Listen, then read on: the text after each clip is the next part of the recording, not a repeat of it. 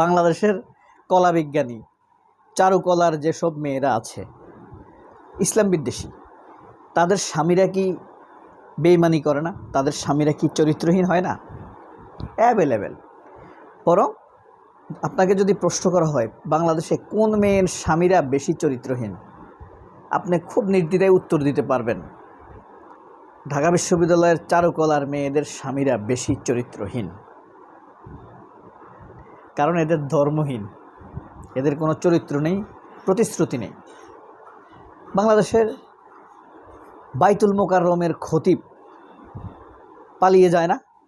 নুরুল ইসলাম, ফরিদ ছেলে যায়। তাহলে আমি আর আপনি কি? বাংলাদেশে পর্দাহীন নারীদের মেয়েরা কি বেকুব হয় না, দুর্নীতি করে না? শুধু পর্দাওয়ালা মেয়েদেরই সব দোষ? না। বাংলাদেশে সাংবাদিকরা মিথ্যা কথা বলে না। বরং আপনাকে যদি প্রশ্ন করা হয় কোন পেশার লোকেরা বেশি মিথ্যা কথা বলে, আপনি বরং তুলনামূলকভাবে কম নির্দ্বিধায়, কম হেজিটেশনে ভুগেই উত্তর দিতে পারবেন সাংবাদিকরা বেশি মিথ্যা কথা বলে। বিচারপতি কি অবিচার করে না? প্রচুর অবিচার করে। আমরা বেগম খালেদা জিয়াকে বিনা দোষে শাস্তি দিতে দেখেছি। এদেশের নির্দোষ মানুষদেরকে বিনা অপরাধে, অপ্রমাণিত অপরাধে ফাঁসি দিতে দেখেছি। সালাউদ্দিন কাদের চৌধুরীর মতো দেশপ্রেমিককে ফাঁসি দিতে দেখেছি। নিজামী, মতিউর রহমান নিজামী, আলী হাসান মুজাহিদ, আব্দুল কাদের মোল্লা, মীর কাসেম, আবুল কালাম ইউসুফদের মতো নিজেদের চোখে দেখা নির্দোষ লোকদের ফাঁসি দিতে দেখেছি। বিচারপতি প্রচুর অবিচার করে। রাষ্ট্রের দায়িত্ব পালন করতে গিয়ে দায়িত্বহীন হয় না? শেখ হাসিনা হয়েছে না? মানুষের জীবন রক্ষা করার দায়িত্ব নিয়ে মানুষের জীবনকে হত্যা করে না? এদেশের পুলিশ এদেশের হাজার হাজার মানুষকে হত্যা করেছে না? করেছে তো। এদেশের অর্থের নিরাপত্তাদাতা এদেশের টাকা মেরে দেয় না? দিয়েছে তো। শেখ হাসিনা লক্ষ লক্ষ কোটি টাকা বিদেশে পাচার করেছে। সব দোষ কি জনগণের? তাদের কারণেই জনগণের ভাগ্য আজ নিপতিত। একটা দোষ জনগণের আছে, আমাদের আছে। আমরা এসব জেনেও আমরা অতীতে এদেশের মানুষ আওয়ামী লীগকে ভোট দিয়েছে, এবার বিএনপিকে ভোট দিয়েছে। এদেশে চেয়ারম্যান মেম্বার কি চুরি করে না? প্রচুর করে। মসজিদের ইমাম পালিয়ে যায়, বিচারপতি অবিচার করে, চেয়ারম্যান মেম্বার অর্থ আত্মসাৎ করে। হ্যাঁ, গাড়ির ড্রাইভার যেখানে সেখানে গাড়ি থামিয়ে রাখে, ইমাম পালিয়ে যায়, বাইতুল মোকাররমের খতিব পালিয়ে যায়। সব দোষ কি তারেক রহমানের?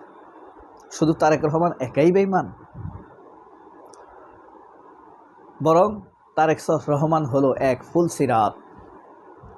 যে যত অপরাধ করবে সবার অপরাধ ক্ষমা হয়ে যাবে। আজকের দৈনিক আমার দেশ পত্রিকার প্রধান শিরোনাম, পার পেয়ে যাচ্ছে বিদ্যুৎ রাতের লুটেরা সিন্ডিকেটে।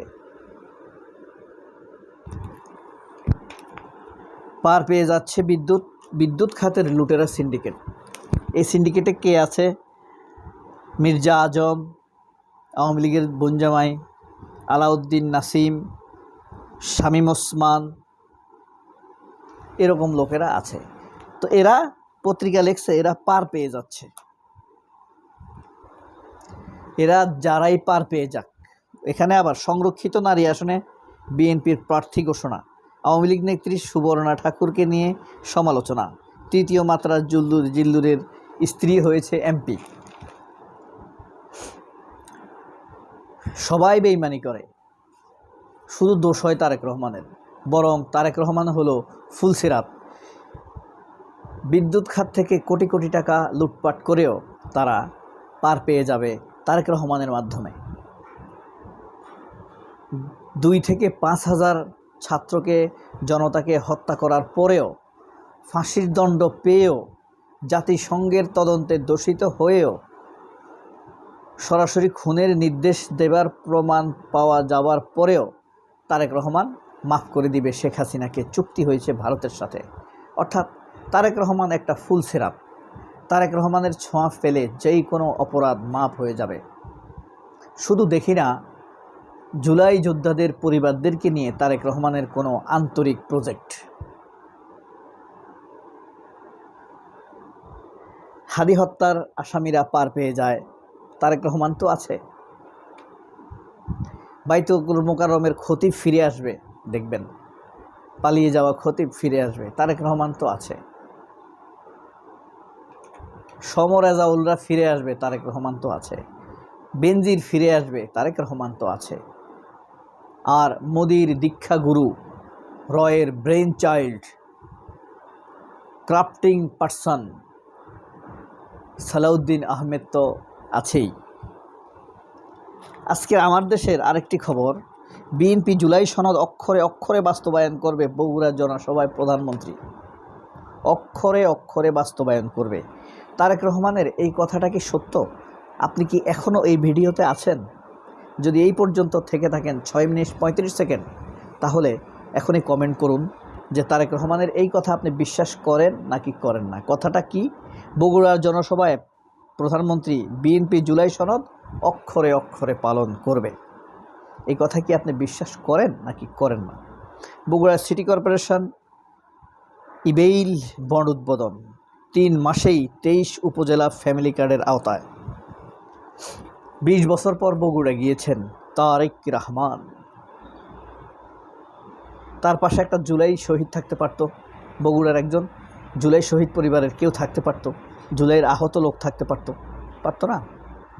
যুক্তরাষ্ট্রে ইরানের জাহাজ আটক করায় শান্তি আলোচনার অনিশ্চয়তা।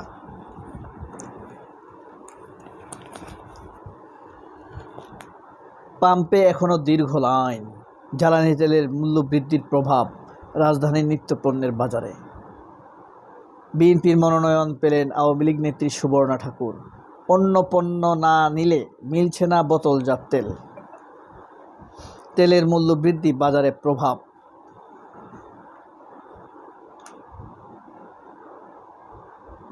রাজশাহীতে লোডশেডিং, বিপর্যস্ত জনজীবন। ছাত্রদলের আদু ভাইদের সিট দিয়ে তোপের মুখে প্রশাসন। খালেদা জিয়াকে কারাগারে বিষ প্রয়োগে মৃত্যুর মুখে ঠেলে দেওয়া হয়, সেও পার পেয়ে যাবে। সবাই অনেক ভালো থাকবেন। আল্লাহ হাফেজ। ফুল সিরাত তারেক রহমান। আসসালামু আলাইকুম।